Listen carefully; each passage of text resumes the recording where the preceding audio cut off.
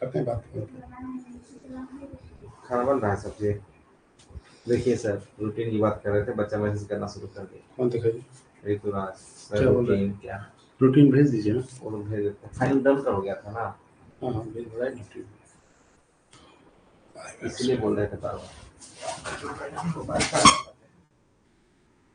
Yes, Megha रानी, शिक्षिता, श्रुति, जल्दी जल्दी से आइए बच्चों। इसी का क्लास कल लेंगे हम लोग।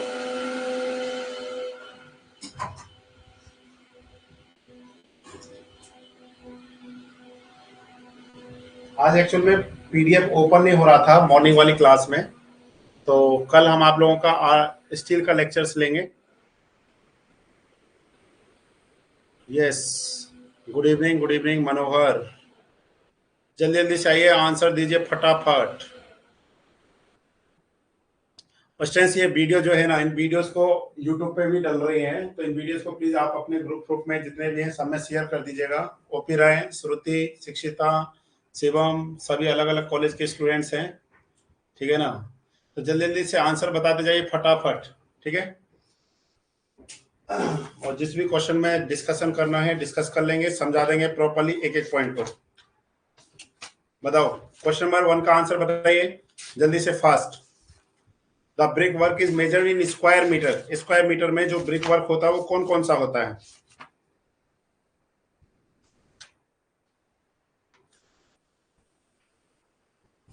वन का D, all of this, are you sure? सभी स्टूडेंट्स बताइएगा आंसर।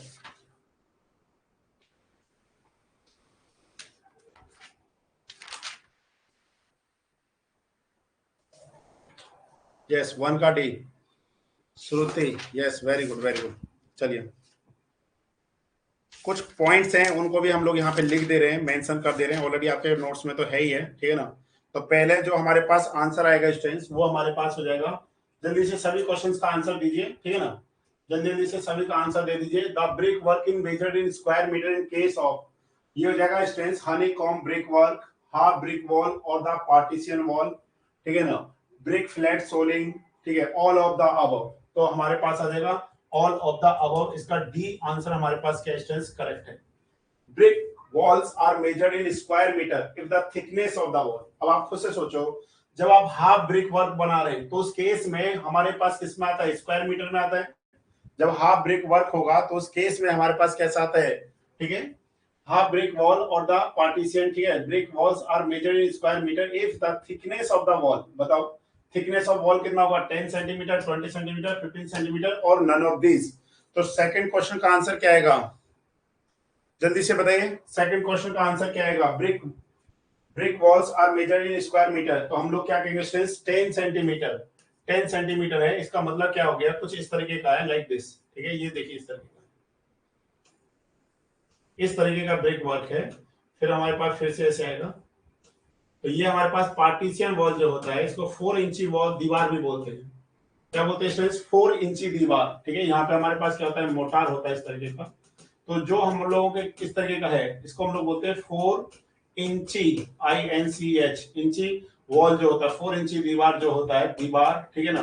तो उसमें जो वर्क होता है वो हमारे पास किस में होता है? स्क्वायर मीटर में होता है। तो ये वाला थिकनेस हो गया ना 10 सेंटीमीटर, ध्यान देना, this is the wall thickness. ये वाला जो है, खुद वॉल जो ब्रिक का डायमेंशन से होता है, आप सभी को पता ही है, दिस इज द 10 सेंटीमीटर, ठीक है। और जो ब्रिक की डायमेंशन है वो कैसी होती है हमारे पास, आप सभी को पता होगा, what is the dimensions of the brick, ठीक है ना। इस तरीके का है, ये भी ऑब्जेक्टिव क्वेश्चन पूछा जाता है। और यहाँ पे क्या होता है स्टूडेंट्स? फ्रॉग होता है इस तरीके का, ठीक है। यहाँ पे फ्रॉग है, कोई भी स्टूडेंट्स बता सकता है what are the dimensions of the frog? देखते हैं कौन स्टूडेंट्स बताता है। What are the dimensions of the frog? Frog की डायमेंशंस हमारे पास क्या होती हैं? फास्ट देखते हैं कौन स्टूडेंट्स बताता है, किस किस को याद है फ्रॉग की डायमेंशंस, ठीक है। जल्दी जल्दी से बताइएगा, फास्ट देखते हैं। तो चलिए, ये हमारे पास स्टूडेंट्स, ये है 19 centimetre, okay students, this is the 9 centimetre, okay, and this is also 9 centimetre. और जब हम लोग इस पे क्या करते हैं? मोटार यूज करते हैं, तो मोटार यूज करके वही हमारे पास जो नॉमिनल साइज है, ये क्वेश्चन पूछा गया इसलिए हम आपको बता दे रहे हैं, नॉमिनल, ठीक है, नॉमिनल साइज ऑफ ब्रिक, ठीक है। Nominal size of brick is how much 20 centimetre, multiply में 10 सेंटीमीटर, ठीक है ना, 10 सेंटीमीटर, और मल्टीप्लाई में कितना डिस्टेंस 10 सेंटीमीटर है। ये हो गया हमारे पास nominal size of the brick, ठीक है, ये हो गया नॉमिनल साइज। और दिस इज द स्टैंडर्ड, ये सभी याद रहने चाहिए result. Standard size of brick is what, size of brick. बताइए बच्चा लोग क्या होता है कि सर ये हमारे पास होता है 19 centimetre into 9 centimetre into 9 centimetre है, ठीक है ना, 19 सेंटीमीटर 9 सेंटीमीटर इंटू 9 सेंटीमीटर है। What are the dimensions of the frog, very nice. 10 4 1 होता है, 10 क्या हो जाएगा हमारे पास लेंथ हो जाएगा, 4 हमारे पास क्या हो जाएगा विड्थ हो जाएगा, और 1 सेंटीमीटर हमारे पास क्या होता है स्ट्रेंथ, 1 हो जाएगा हमारे पास डेप्थ। वेरी गुड, ठीक है ना। तो ये पॉइंट आपने क्या रखने, स्ट्रेंथ याद रखने हैं। चलिए कुछ कुछ पॉइंट है उनको हम लोग देख लेते हैं साथ साथ में, अच्छे से पढ़िए एकदम गजब तरीके से, ठीक है। 6 तारीख तक 10 तारीख तक मेरा ही क्लास चलेगा, आपको सुबह शाम जितना हो जाएगा पॉसिबल कोशिश करूंगा कि आपको अच्छे से करा पाऊं सारी चीजों को। एक सेकंड ये क्या हो गया, okay okay okay, yes yes, ठीक है, चलिए एक सेकंड।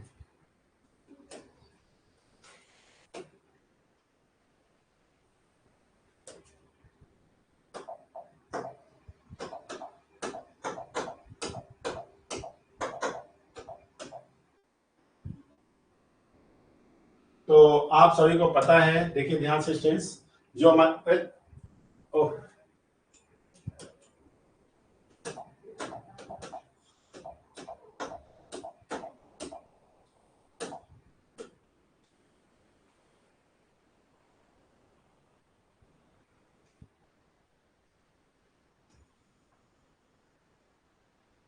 ये इस तरीके का होता है स्टूडेंट्स फ्रॉग, आप देख सकते हैं यहाँ पे, इसी इमेज को हम लोग यहाँ से ले रहे हैं, ठीक है, ये इमेज हम लोग यहाँ से ले रहे हैं। इस इमेज को आप क्या कर सकते हैं स्टूडेंट, ध्यान दे सकते हैं। और एग्जाम में ये भी क्वेश्चन पूछा जाता है भाई फ्रॉग क्यों प्रोवाइड किया जाता है। अब आप कहें सर ये तो सब बिल्डिंग मटेरियल क्वेश्चन है, ठीक है, बिल्डिंग मटेरियल का, परंतु एस्टिमेशन कॉस्टिंग में भी क्वेश्चन पूछ रहे होते हैं। तो आप सभी को डायमेंशंस दिखाई दे रहा है, इस तरीके का हमारे पास होता है,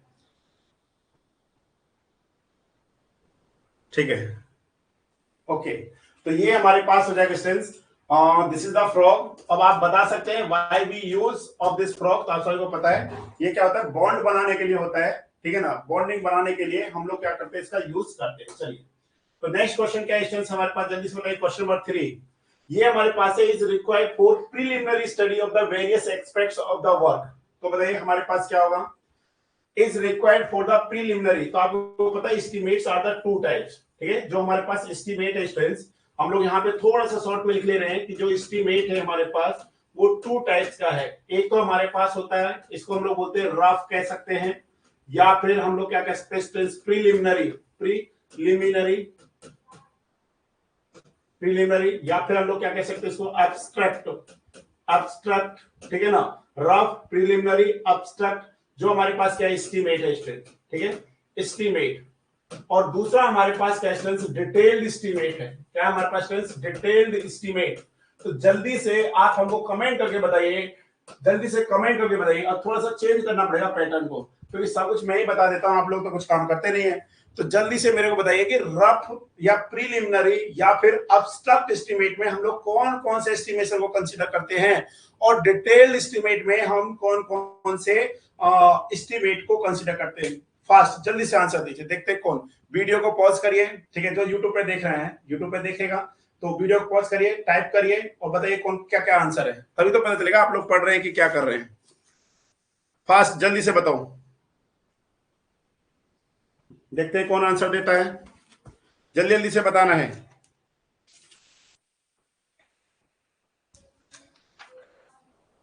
इसको हम लोग अप्रोक्सीमेट भी बोलते हैं, ठीक है ना, अप्रोक्सीमेट एस्टीमेट, इसको हम लोग और क्या बोलते हैं, अप्रोक्सीमेट, अप्रोक्सीमेट एस्टीमेट।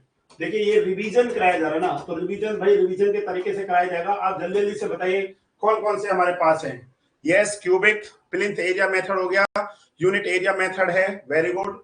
एक ही साथ कमेंट करिए, एक साथ कमेंट करके बताइए, जिससे एक ही बार में पता चल जाएगा किस किस स्टूडेंट्स ने क्या क्या आंसर दिया है। प्लिंथ एरिया मेथड, ठीक है, एक हो गया, जितना आप बताइएगा उतना ही मैं लिखूंगा यहाँ पे। प्लिंथ एरिया मेथड, ठीक है, बिल्कुल। नेक्स्ट है cubical area method, cubical content method होता है, क्यूबिकल कंटेंट मेथड अपना निकाल लीजिए एस्टिमेशन का कॉपी, पहला चैप्टर ऐसे ही रिवीजन हो जाएगा आप लोगों का। थर्ड बताइए, थर्ड हमारे पास क्या दे रखा है, unit rate method, very good, unit rate method, unit rate method, ठीक है। नेक्स्ट है क्या है, वे मेथड, वेज मेथड जो होता है हमारे पास, सेम वेज मेथड जो होता है। यस, और भी कमेंट करिए, जल्दी जल्दी से फास्ट करते जाइए, तभी तो पता चलेगा कि आपने कितना तैयार किया है। टिपिकल वे कह सकते हैं स्टूडेंट्स इसको, this is known as the typical way method, TYPCIAL, typical way method. Yes, Shivam ने आंसर दिया है, प्लिंथ एरिया मेथड, ठीक है, unit rate method, approximate quantity method, empirical formulas, very good very good. Detailed estimate में है आपका, revise estimate है, supplementary estimate है, वेरी गुड। तो इसमें हो गया हमारे पास ये जगह रिवाइज्ड एस्टिमेट, ठीक है, सप्लीमेंट्री, ठीक है। अब सप्लीमेंट्री एस्टीमेट, ठीक है, सप्लीमेंट्री एस्टीमेट हो गया। एक होता है repair and maintenance method, repair and maintenance method. और भी बताइए यार, जल्दी जल्दी बताओ, सभी स्टूडेंट बताइए ना, तभी तो मजा आएगा ना पढ़ने में, ठीक है। Repair method, yes, renovation method, हाँ बता देंगे, कोई दिक्कत नहीं, आप क्वेश्चन देते जाइए, मैं आपको बता दूंगा। रिनोवेशन मेथड जो एस्टीमेट होता है, the estimate is prepare for renovation work is called, जो रिनोवेशन है ना, जैसे देखते हैं ना आप कभी, जैसे कोई घर होता है, जब वो घर बहुत पुराना हो जाता है तो उसको रिनोवेशन के लिए किया जाता है। रिनोवेशन का मतलब होता है, रिनोवेशन का मतलब होता है दोबारा से क्या करना, उसका मरम्मत करना, उसके लिए जो एस्टीमेट होता है। Yes, revised supplementary, revise and supplementary, repair and maintenance होता है। एक और रह गया स्टेंस, वो आप जल्दी से बताइए, वो आप बता नहीं रहे हैं। जो भी आपने डिटेल एस्टीमेट बताया, क्या पूरा बता दिया आप? Unit quantity method, yes, unit quantity method आएगा। चलिए, ये हमारे पास हो गए स्टूडेंट्स मेथड्स, ठीक है। चलिए, तो ये हमारे पास हो गया, और भी है हमारे पास इसमें, ठीक है ना, और भी हमारे पास इंपेरिकल मेथड है, ठीक है ना, इंपेरिकल मेथड्स, ईटीसी। और आप देख सकते हैं, अगर आपसे एक क्वेश्चन पूछा जा सकता है स्टूडेंट्स, मेरा एक क्वेश्चन है कि जो रफ या प्रीलिमिनरी, अब्स्ट्रैक्ट, अप्रोक्सीमेट, इनमें से है तो सभी रफ आइडिया देते हैं, परंतु इन सब रफ आइडिया में से भी मतलब सबसे ज्यादा एक्यूरेट रिजल्ट कौन सा देता है? ध्यान से सुनने की कोशिश करिए। ये सभी मेथड्स कैसे हैं? ये सभी रफ मेथड्स हैं, ठीक है ना, बिफोर कंस्ट्रक्शंस किए जा रहे हैं, सिर्फ क्या करने के लिए, एडमिनिस्ट्रेटिव अप्रूवल लेने के लिए। क्या काम है इसका? रफ और प्रीलिमिनरी या फिर अब्स्ट्रैक्ट एस्टीमेट का इसका सिंपल सा काम है, टू टेकन, ठीक है ना, to taken administrative approval. Administrative approval लेने के लिए हमको ये क्या करना पड़ता है, रफ एस्टिमेट करना पड़ता है। इनमें से कौन सा मेथड है जो क्या करता है, हमको दे तो सभी रफ रहे हैं, परंतु रफ में भी कौन सा करेक्ट मेथड देता है? तो that method is the stance cubical content method जो होता है स्टेंस, ये इनमें सबसे बेस्ट मेथड होता है, ठीक है। तो अब आपने ध्यान देना है, प्लिंथ एरिया मेथड और जो क्यूबिकल कंटेंट मेथड होता है। क्यूबिकल में हम लोग वॉल्यूम के रिस्पेक्ट में बात करते हैं, ठीक है ना, प्लिंथ एरिया में सिर्फ हम लोग सरफेस की बात करते हैं। वेरी गुड, सभी स्टूडेंट्स का आंसर एकदम क्या है, एकदम सही आंसर है। चलिए, तो सर्विस यूनिट मेथड हो गया, cubical content, typical way method, approximate quantity method हमारे पास होता है। चलिए, ठीक है, ये एकदम क्या है, हाँ सही है। ओके, नेक्स्ट क्वेश्चन पे आते हैं स्टूडेंट, जल्दी से बताइए। रिवाइज एस्टीमेट इज एन, बताओ, जो रिवाइज एस्टीमेट है अभी हम लोगों ने पढ़ा है, क्या अप्रोक्सीमेट मेथड है? नो, डिटेल्ड एस्टीमेट है। तो क्वेश्चन नंबर 4 का जो आंसर आएगा स्टूडेंट्स, वो हमारे पास क्या आ जाएगा, बी आंसर आएगा। क्वेश्चन नंबर बी का, ठीक है, जो आंसर है क्वेश्चन नंबर 4 का आंसर ये हमारे पास बी है, plinth area method, this is the example of the preliminary estimate है। चलिए, इसके लिए बहुत ज्यादा दिक्कत हमें नहीं लेना, टेंशन नहीं लेना, ठीक है। एक सेकेंड, 4 का B, very good, B B. एक सेकंड, थोड़ा सा कट रहा है स्टूडेंट्स, हम लोग इसको थोड़ा सा सही कर देते हैं।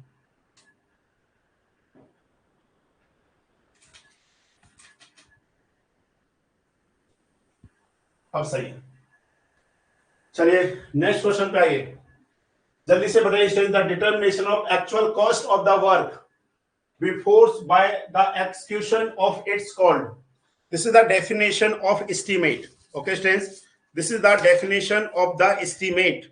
इसे हम लोग क्या कहेंगे, sorry, the determination of the actual cost of the work. ठीक है, the determination of actual cost. जब भी हम लोग बात करेंगे स्टूडेंट्स कॉस्ट का, तो फिर वहां पे किसकी बात की जाएगी, कॉस्टिंग की बात की जाएगी। ठीक है, कॉस्टिंग की बात की जाएगी।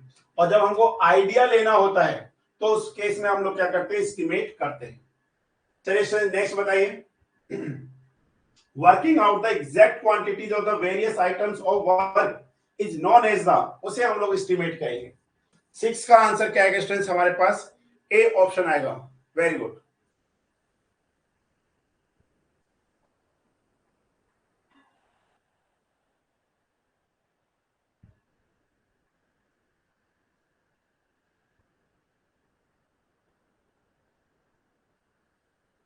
एक सेकंड, एक सेकंड।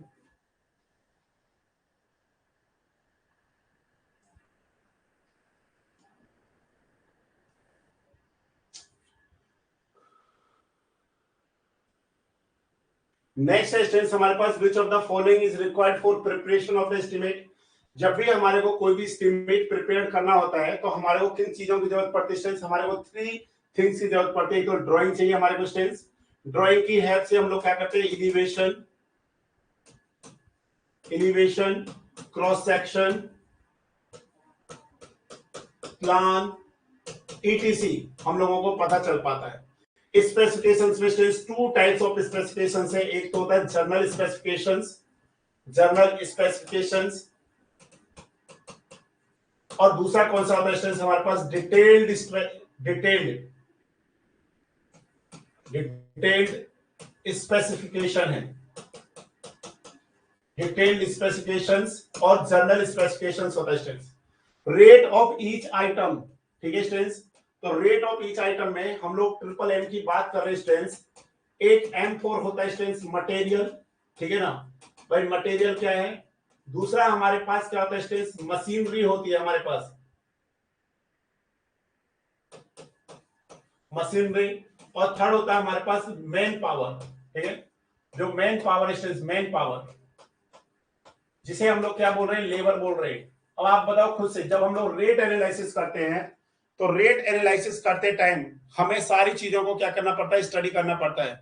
रेट एनालिसिस करते टाइम, जब हमने रेट एनालिसिस किया था, याद करो, किसका याद किया था, कंक्रीट के केस में किया था, या फिर हमने ब्रिक कंस्ट्रक्शन के रिस्पेक्ट में किया था। जो भी हमने रेट एनालिसिस किया था तो वहां पे हमको पता होना चाहिए था भाई, जो हेड मेसन है, बिस्ती है, या फिर मजदूर है, पुलिस है, उन सबके क्या रेट्स हैं, तो वो हमको यहाँ से पता चलता है, रेट ऑफ ईच आइटम। उसी तरीके से अगर हमको जेसीबी यूज करना है, शटरिंग के लिए शटरिंग फॉर्म यूज करना है, या जो भी वहां पे मशीन यूज करना है, तो उसका रेट हमको पता होना चाहिए।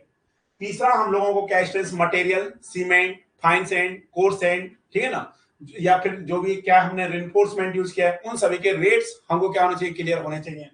तो जब भी आपको कोई भी क्या करना है, एस्टिमेट प्रिपेयर करना है, चाहे वो आप रफ करिए, चाहे फिर वो आप क्या करते हैं, डिटेल्ड करते हैं, तो हमको क्या करना पड़ेगा, इन 3 चीजों के बिना हम लोग नहीं कर सकते। ड्राइंग से एलिवेशन, क्रॉस सेक्शन, प्लान, ठीक है, सारा पता चलता है। और जो स्पेसिफिकेशन है, ये आपको 4 नंबर में क्वेश्चन आ सकता है, ठीक है, मतलब 4 नंबर में 2 नंबर का कि प्लस 2 मार्क्स का क्वेश्चन बन सकता है, ठीक है। एक इसके साथ और कोई क्वेश्चन हमारे पास आ जाएगा, तो वहां पे हमें ध्यान देना है कि भाई ट्रिपल ए में होने चाहिए मटेरियल, मशीनरी, मैन पावर की जरूरत पड़ती है। Next instance, revised estimate is prepared when the original detail estimate exceed by कितने परसेंट से स्टूडेंट्स, 5% से क्या कर जाता है, इंक्रीज कर जाता है। तो उस केस में हमको एस्टीमेट को क्या करना पड़ता है, रिवाइज करना पड़ता है। अब आपके माइंड में क्वेश्चन आता है सर 5% कितना ही होता है यार, वह करोड़ों का काम होता है, समझ रहे ना। 1 करोड़ का 5% खुद समझ सकते हैं कितना है। वही अगर कोई क्या बन रहा है, ब्रिज बन रहा है, मतलब सपोज वो 800 करोड़ का प्रोजेक्ट है, समझ रहे हैं कितना बड़ा गेम हो जाएगा वहां पे 5% में। तो 5% से अगर ज्यादा मतलब क्या आ रहा है, मतलब डिफरेंस आ रहा है, तो उस केस में हम लोग क्या करते हैं, उसको रिवाइज करते हैं। चलिए, तो ये 5%। एक क्वेश्चन में यहीं पे आपके लिए, आपकी इंफॉर्मेशन के लिए जाना चाह रहा हूँ, कॉन्ट्रैक्टर प्रॉफिट बताओ क्या होता है, कॉन्ट्रैक्टर्स प्रॉफिट बताओ क्या होता है, जल्दी से बताइए। कॉन्ट्रैक्टर प्रॉफिट्स कितने परसेंट होता है स्टूडेंट्स? फास्ट, जल्दी जल्दी से बताइए, कॉन्ट्रैक्टर प्रॉफिट कितना होता है हमारे पास, कितना परसेंट लेकर के चलते हैं कॉन्ट्रैक्टर प्रॉफिट्स? फास्ट, जल्दी से देखिए, देखते हैं कौन बच्चा आंसर देता है। Contractor profits 10%, very good. सभी को ये याद है कि सर बाकी सब चीजें हमको नहीं पता है, कॉन्ट्रैक्टर प्रॉफिट्स हमको जरूर पता है कि वो हमारे पास कितना परसेंट होता है स्टूडेंट्स? 10% होता है। Very good, very good, very good. अच्छा, एक दो तीन क्वेश्चन और देखने में, टूल एंड प्लांट्स के लिए कितना परसेंट लेके चलते हैं students? Tool and plants, tool and plants के लिए कितना परसेंट लेके चलते हैं? चलिए, कॉन्ट्रैक्टर बनने में तो कुछ तो बेनिफिट है ना, कम से कम 10% आएगा अपने को। जल्दी से बताइए, टूल एंड प्लांट्स के लिए कितना होता है?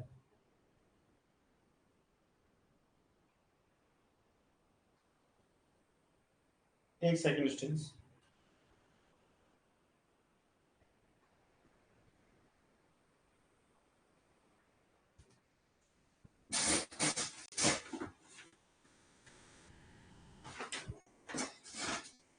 वन 1.5%। क्या? अरे चलिए, बहुत अच्छी बात है भाई, ये तो वेरी गुड, वेरी गुड। एक सेकंड बस। नेक्स्ट स्टेज, दो तीन चीजें हैं जो हमको बताना है। टूल एंड प्लांट्स के लिए हम लोग 1 to 1.5% लेके चलते हैं। ओपीरा, your answer is wrong. 1.5 to 2% नहीं होता है। टूल एंड प्लांट्स के लिए हम लोग कितना लेके चलते हैं, यहाँ पे हम लोग मेंशन कर दे रहे हैं, ठीक है ना। नेक्स्ट पेज पे हम लोग यहाँ पे मेंशन कर दे रहे हैं, जस्ट देखिए कुछ कुछ पॉइंट है जो आपको याद रखना है। Amrit, your answer is wrong. कितना है जी? Tool and plants, tool and plants के लिए कितना परसेंटेज होता है? होता है 1 to 1.5% होता है स्टूडेंट, ये ध्यान दीजिएगा, पहला। दूसरा हमारे पास क्या स्टूडेंट्स? कंटीजेंसी चार्जेस जो होता है, कंटीजेंसी चार्जेस, कंटीजेंसी चार्जेस, इसको हम लोग हिंदी में बोलते हैं आकस्मिक व्यय। आकस्मिक व्यय मतलब एक्सीडेंटल जो खर्चे होते हैं उसको हमने बताना है। वो हमारे पास कितना होता है स्टूडेंट्स? 3 to कितना होता है? 5% होता है। काफी बार एग्जाम में क्वेश्चन पूछा गया है। 3 to कितना होता है? 5% होता है। मिनिमम 3%, मैक्सिमम कितना होता है? 5% होता है। मैंने आपको बताया था कंटीजेंसी चार्जेस का मतलब होता है, जैसे फॉर एग्जांपल आप कोई भी वर्क कर रहे हैं और आपको वहां पे वो चीज समझ में नहीं आ रही है, तो आप क्या करेंगे? एज ए एक्सपर्ट किसी को बुलाएंगे, तो एज ए एक्सपर्ट कोई आएगा तो पैसे लेगा ना भाई, पैसे के लिए होता है। या फिर कोई आपने वर्क कर दिया और वो वर्क एज पर ड्राइंग सही नहीं है, तो फिर उसको क्या किया जाएगा? ब्रेक किया जाएगा, हटाया जाएगा। तो उसके लिए भी क्या चाहिए? पैसा चाहिए। तो ये हमारे पास है। नेक्स्ट बताओ स्टूडेंट्स, वर्क चार्ज एस्टेब्लिशमेंट के लिए। नेक्स्ट है वर्क चार्ज एस्टेब्लिशमेंट।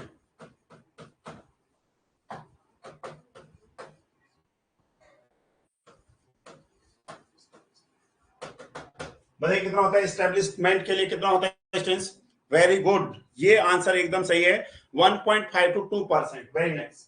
1.5 to 2% हमारे पास क्या होता है स्टूडेंट्स? आंसर होता है। ये एकदम क्या सही आंसर है। वर्क चार्ज एस्टेब्लिशमेंट के लिए हमारे पास ये होता है। नेक्स्ट है स्टूडेंट्स सेंटेज चार्ज और डिपार्टमेंटल चार्जेस।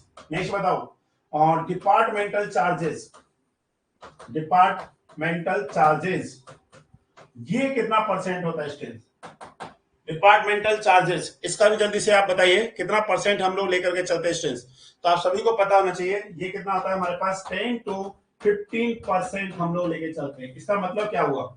इसका मतलब होता है स्टूडेंट, जैसे खुद से सोचो, जैसे कोई हॉस्पिटल है, अगर वहां पे कोई भी काम करवाना है, कोई भी जैसे कोई भी काम करवाना है जो कंस्ट्रक्शन से रिलेटेड है, तो जो भी सिविल डिपार्टमेंट होगा वहां पे जाएगा काम, तो वो उसका कितना लेते हैं? 10 to 15% लेते हैं, सारा रिपोर्ट ये सब तैयार करने का। इसलिए इंजीनियर्स के पास में क्या है? सब कुछ अच्छे से बना रहता है। ये पॉइंट हमने क्या करने स्टूडेंट्स यहाँ पे ध्यान देने हैं। कुछ और भी पॉइंट्स हैं स्टूडेंट्स हमारे पास, जैसे ध्यान देना कि हम लोग जो electrification, sanitary and water supply, ठीक है, ये भी हमसे पूछा जाता है। हम लोग लिख रहे हैं students sanitary and water supply work, sanitary and water supply work. Water supply work के लिए कितना लेके चलते हैं बताओ? Sanitary and water supply work हो गया। नेक्स्ट है स्टूडेंट्स हमारे पास फॉर इलेक्ट्रिफिकेशन, ये सारे पॉइंट हमने करा रखे हैं ऑलरेडी बहुत अच्छे से। इलेक्ट्रिफिकेशन, आपने सभी पॉइंट्स को क्या रखना है, याद रखना है।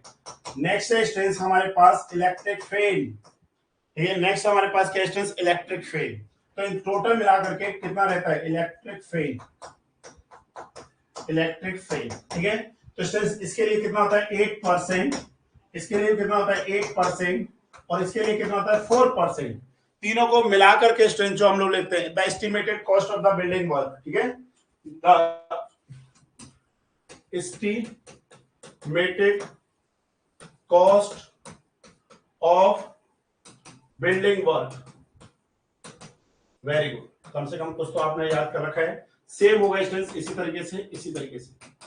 अब देखिए स्ट्रेंथ, जब भी आप रेट एनालिसिस करते हैं तो बताओ नेक्स्ट, और वाटर चार्जेस कितना होता है, वाटर चार्जेस, तो स्ट्रेंथ वो कितना होता है 1.5% ऑफ जो भी प्रपोज्ड या मटेरियल, और किसका कॉस्ट होता है, मटेरियल एंड लेबर कॉस्ट होता है।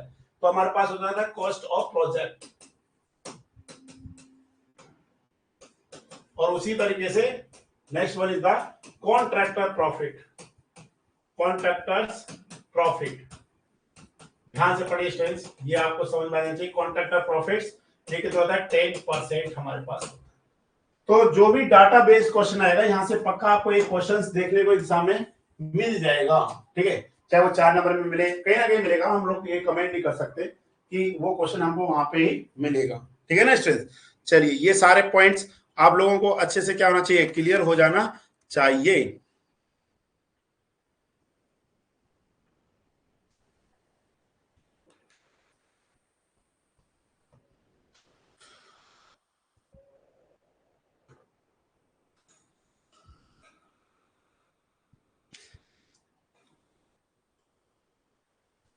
एक पॉइंट और है स्टूडेंट्स, वो भी हम लोग आपको यहाँ पे बता दे रहे हैं, ठीक है ना।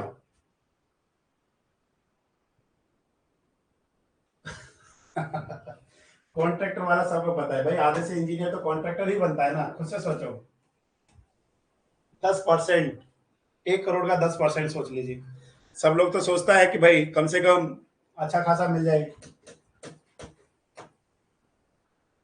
नेक्स्ट सेमेस्टर में हम लोग पढ़ेंगे कॉन्ट्रैक्ट, तो आपको पता होना चाहिए हम लोग वहां पे क्लासेस डिफाइन होते हैं, class B class C class, इसी तरीके से जो डिप्लोमा और बीटेक के होते हैं उनको एक भी पैसा देने की जरूरत नहीं पड़ती, उनको कोई इंस्ट्रूमेंट दिखाना नहीं पड़ता है, उनको 7th क्लास का मतलब इस तरह एबीसीडी में, और उनको क्या मिल जाता है, कॉन्ट्रैक्टर का सर्टिफिकेट मिल जाता है। जैसे फिर उसमें बहुत सारी चीजें दिखानी पड़ती है, उसके बाद वो बढ़ते हुए चला जाता है। Power for technician sanction,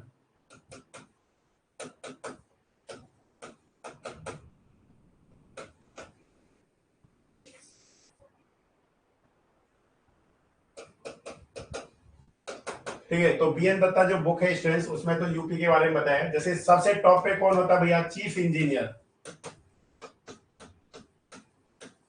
chief engineer. तो स्टूडेंट्स ये फुल पावर में होता है, फुल पावर होता है इनको। तो ये हमारा हेड होता है मेन, फुल पावर। अब बताओ इनके जो नीचे होता है उसे हम लोग क्या बोलते हैं, ठीक है ना। चीफ इंजीनियर के जो नीचे होता है उनको बोलते हैं सुपरिटेंडेंट इंजीनियर, एसई, ठीक है। क्या बोलते हैं उसको, सुपरिटेंडेंट इंजीनियर, एसई, ठीक है। ध्यान देखिए, टूल एंड प्लांट के लिए 0.5% पड़े हैं सर, प्लीज उसको करेक्ट कर लीजिएगा। टूल एंड प्लांट्स के लिए अगर आपने कहीं पे भी बाय मिस्टेक पढ़ा है तो प्लीज उसको अच्छे से पढ़ लीजिएगा, ठीक है। टूल एंड प्लांट्स के लिए हम लोग 1 to 1.5% लेते हैं अमृत।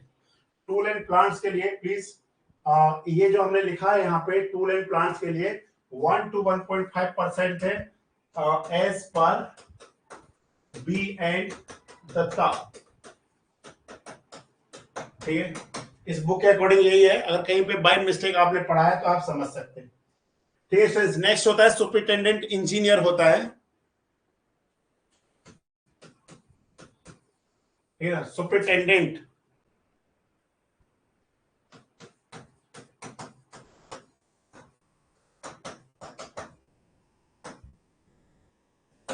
उनके नीचे जो होता है स्टूडेंट्स वो होता है एग्जीक्यूटिव इंजीनियर, इनको ई बोलते हैं एग्जीक्यूटिव इंजीनियर। इन्हीं के पास में क्या होता है स्टूडेंट्स, फाइनेंशियली पावर होता है, ठीक है।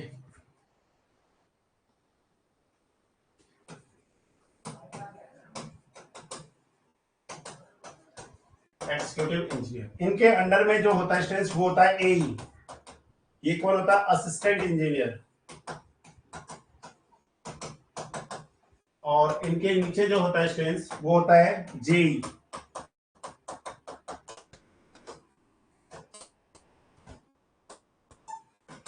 इसीलिए स्टूडेंट्स आपको बीटेक करना जरूरी रहता है। इसीलिए बीटेक करना जरूरी है। क्यों जरूरी है? क्योंकि बीटेक करने के बाद में अगर जब आप बीपीएससी का एग्जाम क्लियर कर लीजिएगा तो आपका पोस्टिंग यहां से स्टार्ट होगा। बीपीएससी के बाद, बीपीएससी क्वालिफाइड करने के बाद में आपका स्टार्टिंग यहां से होता है एई, और एई चीफ इंजीनियर बनता है एक दिन, ठीक है ना। और जो लोग डिप्लोमा करके बीटेक नहीं करते, सिर्फ जेई बनते हैं, तो उनका बुढ़ापा यहीं पे जाके रिटायरमेंट होता है। कितनों का? तो 80% तो यहीं से ही रिटायर होंगे। जेई बने और जेई बनकर के रिटायर हो गए। कुछ लोग होते हैं जो प्रमोशन हो गए, जिनके अच्छे रैंक आते हैं, ठीक है ना, उनको प्रमोट कर दिया जाता है किसमें? एई में। परंतु बहुत समय लग जाता है। सोचिए, कहाँ जेई से एई होने में पूरा उम्र निकल जाता है, बुढ़े हो जाते हैं हम लोग। परंतु एई से बहुत सारे लोग बनते हैं, ठीक है ना। सुपरिटेंडेंट इंजीनियर तो बहुत सारा बनता है। मेन जो है हेड कौन हो गए? Chief engineer. उसी तरीके से जैसे बिहार है, तो बिहार को सर्कल्स में क्या कर रखा है? डिवाइड कर रखा है। क्या कर रखा है? सर्कल में डिवाइड कर रखा है। तो जो सर्कल का हेड होता है वो होते हैं सुपरिटेंडेंट इंजीनियर। फिर उस सर्कल को क्या कर रखा है? डिविजन्स में क्या कर रखा है? डिवाइड कर रखा है। सर्कल को डिवीजन में डिवाइड कर रखा है। जो डिवीजन का हेड होता है वो होते हैं हमारे पास एक्सिक्यूटिव इंजीनियर। और फिर डिवीजन को हमने सब डिवीजन में डिवाइड कर रखा है। वहां का जो हेड होता है वो होता है असिस्टेंट इंजीनियर। और वो जो सब डिवीजन है उसको के बहुत सारे ब्लॉक इन सब में क्या कर रखा है? डिवाइड कर रखा है। वहां पे उसका जो हेड होता है वो होता है जूनियर इंजीनियर। अब आप समझ जाइए कि आपको कहां पे जॉब लेना है। समझ रहे ना? ये आपको पता है, ये बीटीएससी के थ्रू आपको जॉब मिलेगा। बीटीएससी, ठीक है, बीटीएससी जेई के थ्रू आपको जॉब मिलने वाला है, और ये आपको मिलेगा बीपीएससी के थ्रू। परंतु इसके लिए मिनिमम क्वालिफिकेशन क्या चाहिए? बीटेक चाहिए। इसके लिए जूनियर डिप्लोमा चाहिए। तो इसलिए आपको क्या करना है? अच्छे से करना है।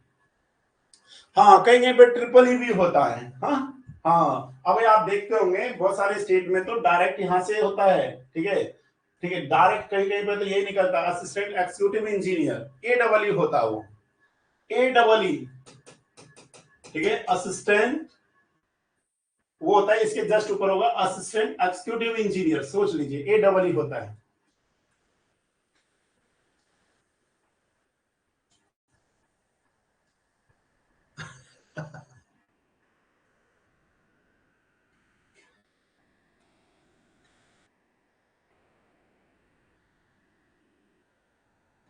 ओहो, बुड्ढा बुड्ढी नहीं नहीं, ठीक है ठीक है ठीक है ठीक है।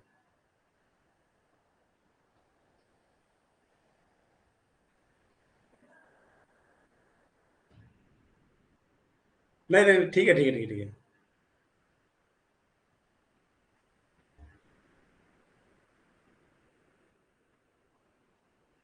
ओ, कैटसन पब्लिकेशन को नहीं अमृत करना है, कैटसन पब्लिकेशन नहीं। चलिए, कोई दिक्कत नहीं है, इसमें सब एंजॉय करिए। कैटसन पब्लिकेशन नहीं यूज करना है, बीएन दत्ता के अकॉर्डिंग करना है, ठीक है। तो ये फुल पावर होता है। इनको जो पावर स्ट्रेस ये है अप टू 15 लैक्स, ठीक है। और इनको रहता है अप टू 5 लैक्स, ठीक है, 5 लैक्स। तो ये हमारे पास है 5 लैक्स हो गया, 15 लैक्स हो गया for estimate of a standard design, ठीक है ना।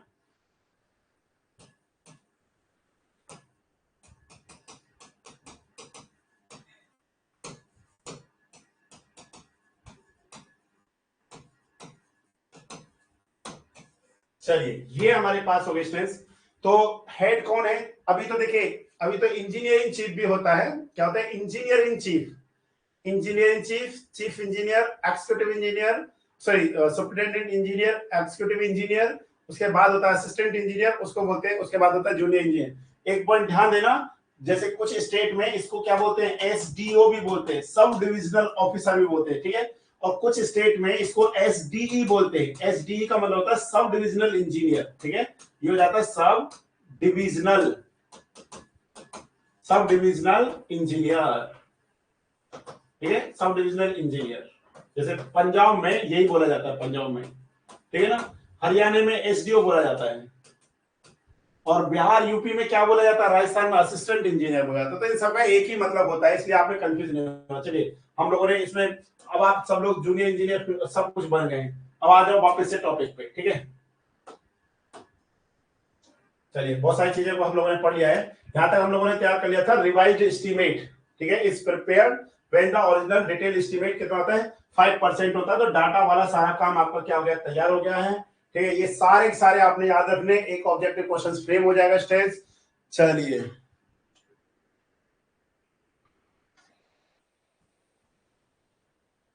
हाँ, अगर ईएससी निकालेंगे तो आपको पता ही है ईएससी का तो बहुत पावरफुल पोस्ट होता है।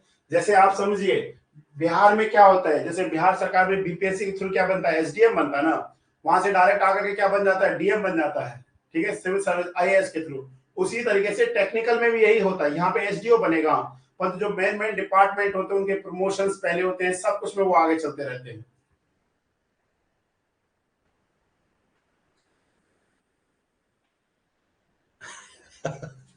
यार वो नहीं बता सकते, पता चला मेरा चैनल बंद हो गया, ठीक है ना। क्योंकि बाकी चीजें नहीं वायरल होंगी, वो जरूर वायरल हो जाएगी कि हमारे गुरुजी इतना बता रहे हैं। चलिए। ओके ओके, जल्दी से क्वेश्चन नंबर 9 का आंसर बताओ फास्ट। क्वेश्चन नंबर 9 का आंसर बताओ। The number of modular bricks required for 1 cubic metre of the brick masonry. तो इसका आंसर सभी को याद होगा स्टूडेंट्स। इसका आंसर जो हमारे पास आता है वो हमारे पास कितना होता है स्टूडेंट्स, 500 होता है। तो नंबर ऑफ ब्रिक्स, ठीक है ना, number of bricks 1 cubic metre, ठीक है, 1 क्यूब मीटर में बताओ कितना आएगा। तो सर हम लोग कहेंगे 1 मीटर क्यूब डिवाइड में 0.2 मल्टीप्लाई में 0.1 मल्टीप्लाई में 0.1, तो स्टूडेंट्स ये आता है हमारे पास 500 ब्रिक्स आता है। तो आप सभी का आंसर ये क्या आ रहा होगा, एकदम सही आ रहा होगा, ठीक है, 500 ब्रिक्स आएगा। Sir contingency charges and supervision charges total cost निकालने के ऐड करते हैं, हाँ बिल्कुल सही बात है, तभी ऐड करते हैं सारा, वो सही है आपका। चलिए नेक्स्ट बताइए स्टूडेंट्स, ए डॉक्यूमेंट, जल्दी से आंसर बताओ students. A document first containing detailed descriptions,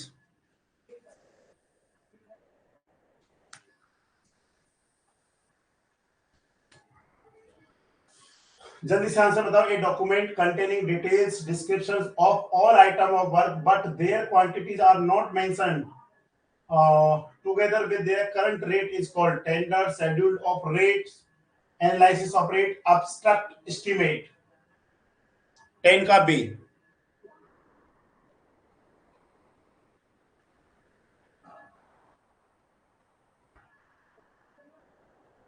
मतलब वहां पे हमको क्वांटिटीज गिवन नहीं कर रखा है, तो 10 का क्या हो जाएगा, बी हो जाएगा।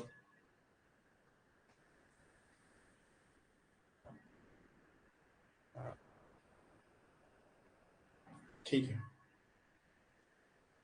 चलिए नेक्स्ट क्वेश्चन का आंसर बताओ स्टूडेंट्स। क्वेश्चन नंबर 11 का, the approximate cost of A building having plinth area, plinth area कितना दे रखा है स्टूडेंट्स, 100 स्क्वायर मीटर दे रखा है, और 1 स्क्वायर मीटर का कितना दे रखा है स्टूडेंट्स, हमारे को 900 दे रखा है। तो बताओ, तो हमारे पास 100 का कितना हो जाएगा, सिंपल सा मल्टीप्लाई कर दिया जाएगा, तो क्या आ जाएगा हमारे पास 90000 इतना आ जाएगा। तो कौन सा आ रहा है हमारे पास, तो इसका आंसर आ जाएगा A option is the correct answer आएगा। प्लिंथ रेट में हम लोग क्या कर सकते हैं, इस तरीके से चीजों को सॉल्व कर सकते हैं। Which type of estimate is required for additional work, additional work के लिए हम लोग क्या करेंगे, 11 का ए, ठीक है। ये बताइए which type of estimate is required for additional, तो सप्लीमेंट्री एस्टिमेट हो जाएगा स्टूडेंट्स, ठीक है, सप्लीमेंट्री, सप्लीमेंट्री एस्टिमेट हो जाएगा। सप्लीमेंट्री होता ही है, जैसे आप लोग जब एग्जाम देते हैं तो सप्लीमेंट्री कॉपी लेते हैं, it means what, extra copy जो है, एक्स्ट्रा चार्जेस जो है वो सप्लीमेंट्री एस्टिमेट में आपका आ जाएगा।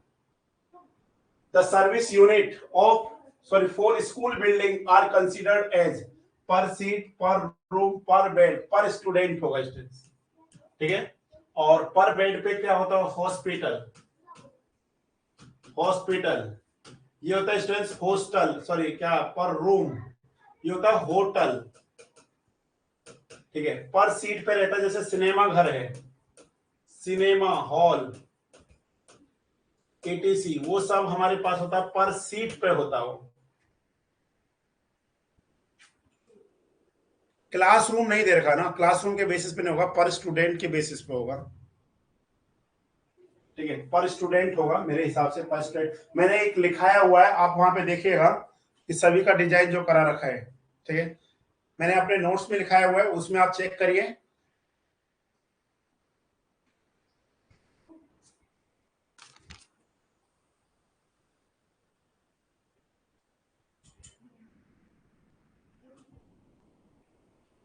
रूम्स तो आगे पीछे बढ़ते रहते ना। Next question, the brick work is not measured in cubic metre. बताओ इसमें से कौन सा वर्क है, the brick work is not measured in case cubic metre, ठीक है, क्यूबिक मीटर में कौन सा काम नहीं होता है, तो आपको पता है हाफ ब्रिक वर्क किसमें नहीं होता है स्टूडेंट्स, क्यूबिक मीटर में नहीं होता है, ठीक है, क्यूबिक मीटर में हाफ ब्रिक वर्क नहीं होता है, ये किसमें होता है, ये मीटर स्क्वायर में होता है, स्क्वायर मीटर में हम लोग इसको करते हैं, ठीक है ना। वन और more than brick work, one और मोर देन ब्रिक वर्क, इसका मतलब हो गया 1.5 ब्रिक होता है, इसका जो थिकनेस होता है स्ट्रेस वो 30 सेंटीमीटर होता है, ध्यान देना। इसका मतलब हो गया कुछ इस तरीके से, एक ब्रिक तो हो गया इस तरीके का, ठीक है, इस तरीके का हो गया एक ब्रिक तो, और जैसे यहाँ पे हमने क्या ले लिया, इस तरीके से एक ब्रिक लिया, इस तरीके का होता है 1.5 ब्रिक, ठीक है, 1.5 ब्रिक वर्क इस तरीके का होता है, 1.5 ब्रिक, एक फुल ब्रिक है, दूसरा हाफ ब्रिक है। The brick wall are measured in square metre, चलिए ये तो क्वेश्चन फिर से रिपीट कर दिया, 10 सेंटीमीटर हम लोग लेकर के चलते हैं। द मेजरमेंट, ठीक है ना, the measurement of made in square metre के सीमेंट कंक्रीट एंड फाउंडेशन किसमें आता है, क्यूबिक मीटर में आता है। ये तो हम लोगों ने क्या किया है, जो हम लोगों ने long wall short wall method से किया था, ठीक है ना। और दूसरा RCC structure hollow concrete block, तो इसका आंसर क्या आएगा, नन ऑफ दीज, डी।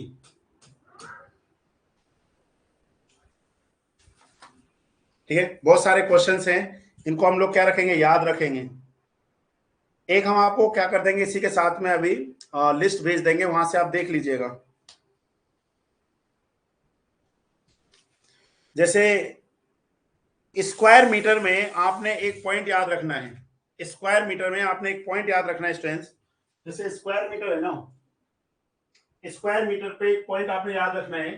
कौन कौन से वर्क है जल्दी से कमेंट करके दीजिए जो स्क्वायर मीटर में आपने याद कर रखे, जिनका मेजरमेंट स्क्वायर मीटर में करते हैं, जल्दी जल्दी से आंसर बताइए कौन कौन से होते हैं, जल्दी जल्दी से स्टूडेंट्स, फास्ट देखते हैं कौन कौन बताता है। एक तो स्टूडेंट्स हमारे पास डीपीसी, याद है कि नहीं सभी को, कि सर सभी को याद है डीपीसी किसमें होता है।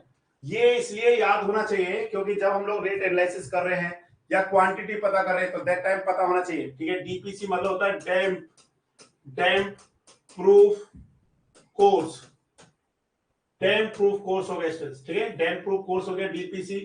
नेक्स्ट है स्टूडेंट्स प्लास्टर, प्लास्टर जो हम लोग करते हैं वो किसमें होता है, हमारे पास मीटर स्क्वायर में होता है। अब आपको पता है 2 टाइप्स ऑफ प्लास्टर, इंटीरियर और एक्सटीरियर, हमने इसके बारे में ऑलरेडी अच्छे से डिस्कशन कर रखा है।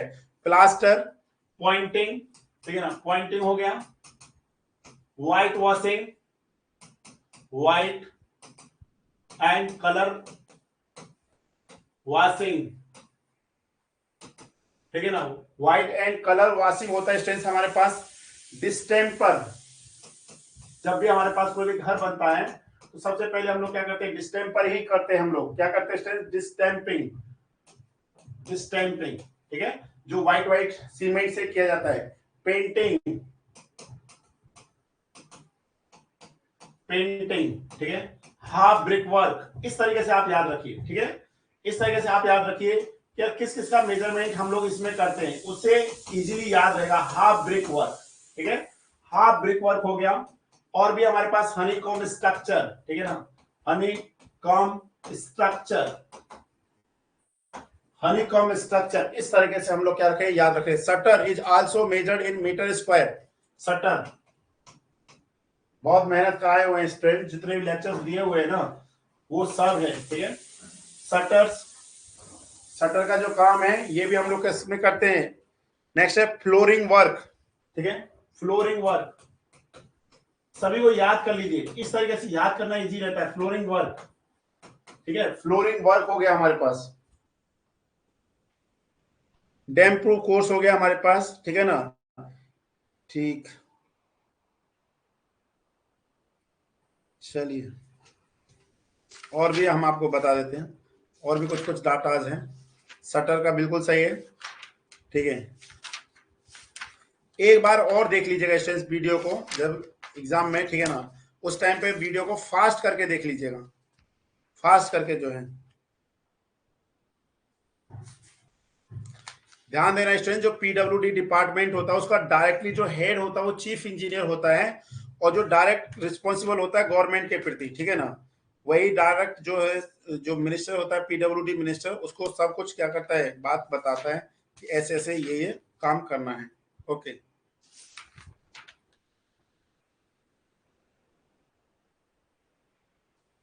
सर, जैसे आप मेहनत किए हुए हैं वैसे तो आपको फीडबैक मिलेगा सर।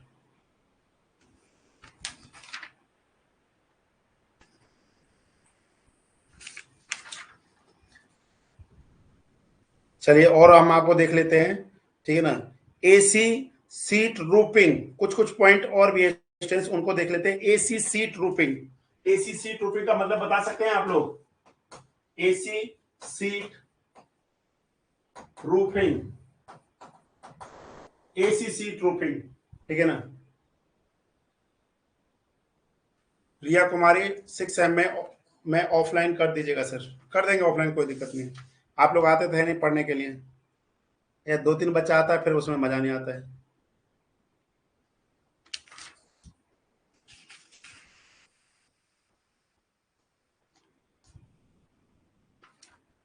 चलिए यही हमारे पास है, ठीक है ना।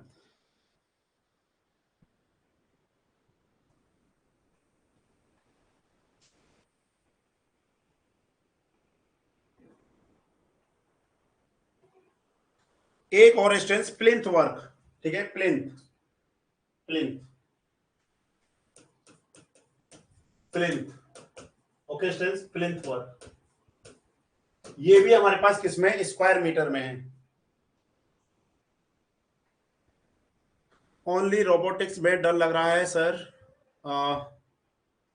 देखिए रोबोटिक्स वाले सर को हमने बोला है, हम लोग उनको और बोल रहे हैं, ठीक है ना, कंटिन्यूटी नहीं है सर इन लोगों में, ठीक है।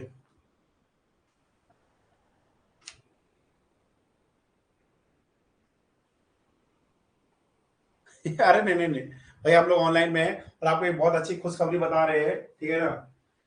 कल से हम लोगों का सोच रहे कल से नहीं तो परसों से बहुत जल्दी हमारा एक यूट्यूब पे आप लोगों के लिए बहुत शानदार प्रोग्राम आने वाला है।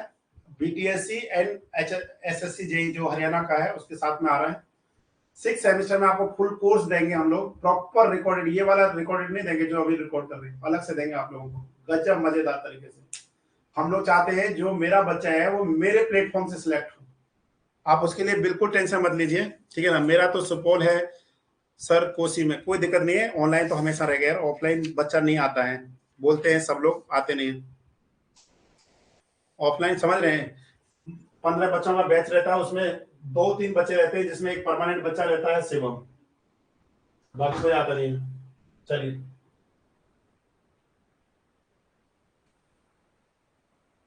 नेक्स्ट क्वेश्चन का आंसर बताइए students. Pick up the incorrect statement, जल्दी से,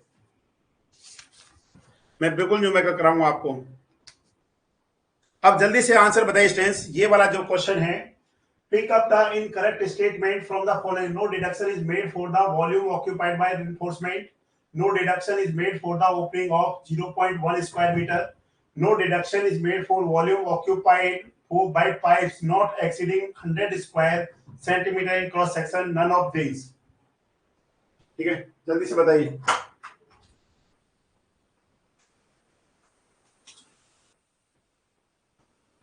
नेक्स्ट एक मिनट, इस क्वेश्चन का आप आंसर बताइए, ठीक है। Next question, the area is measured correct to the nearest. आप सभी को पता है, इस क्वेश्चन का मैं एक बार बताता हूं, फिर इस क्वेश्चन का बताते हैं हम लोग। स्क्वायर मीटर में हम लोग किसको लेते हैं, the measurement is to be made in square metre, DPC को लेके चलते हैं, ये भी हम लोगों ने पढ़ लिया। स्टूडेंट देखिए इसमें हमने ध्यान देना है, 3 पॉइंट हमने ध्यान देना है, ठीक है। इस क्वेश्चन को आप एक बार देखिए,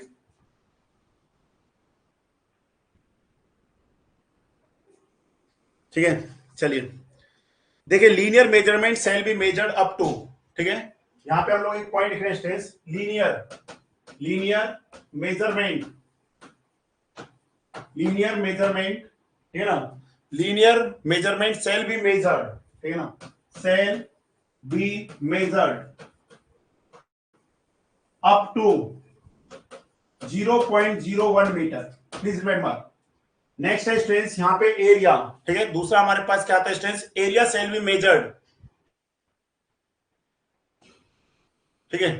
दूसरा हमारे पास है area shall be measured, area shall be measured up to, ध्यान देना, 0.01 मीटर स्क्वायर, ठीक है। नेक्स्ट है स्ट्रेंथ वॉल्यूम, ठीक है। Next one is volume shall be measured up to 0.01 metre cube, ठीक है। ये सभी रिजल्ट्स आपने क्या रखने, याद रखने।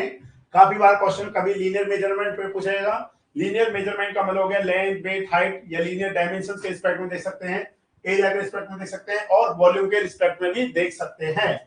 तो इसलिए इसका करेक्ट आंसर कितना आता है स्टूडेंट्स, 18 का एक आंसर हमारे पास क्या आता है, करेक्ट आंसर आता है। यस, शटरिंग का आंसर स्क्वायर मीटर था स्टूडेंट्स, बिल्कुल सही है। एक आपने कुछ और भी पॉइंट स्टूडेंट्स, वो भी मैं पॉइंट लिख देता हूं आपके लिए, जिससे आपको बहुत हेल्प हो जाएगा, ठीक है। कुछ पॉइंट स्टूडेंट्स जैसे कॉर्निस वर्क जो होता है स्टूडेंट्स, कॉर्निस, ठीक है, ये रनिंग मीटर में होता है। किसमें होता है स्टूडेंट्स, रनिंग मीटर में होता है, रनिंग मीटर में कॉर्निस। नेक्स्ट है स्ट्रेंथ हमारे पास जैसे स्टील रिइंफोर्समेंट बार, स्टील रिइंफोर्समेंट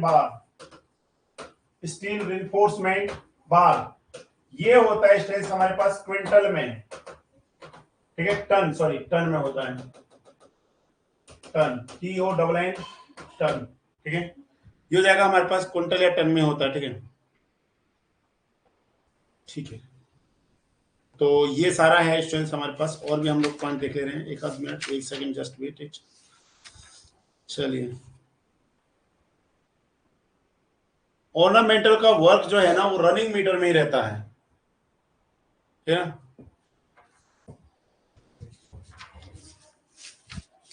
थ्रेडिंग जो होता है स्ट्रेंथ आयरन में, वो सेंटीमीटर में होता है, ठीक है, थ्रेडिंग जो होता है।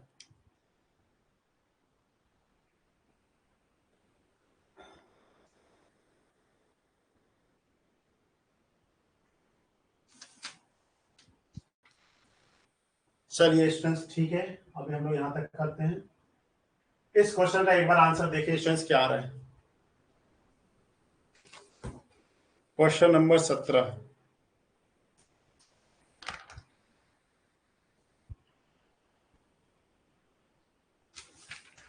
No deduction is made for opening up to 0.1 square metre.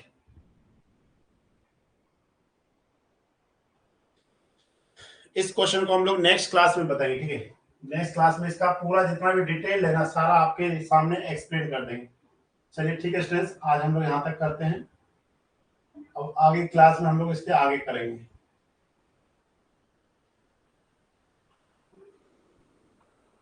Okay students, thank you.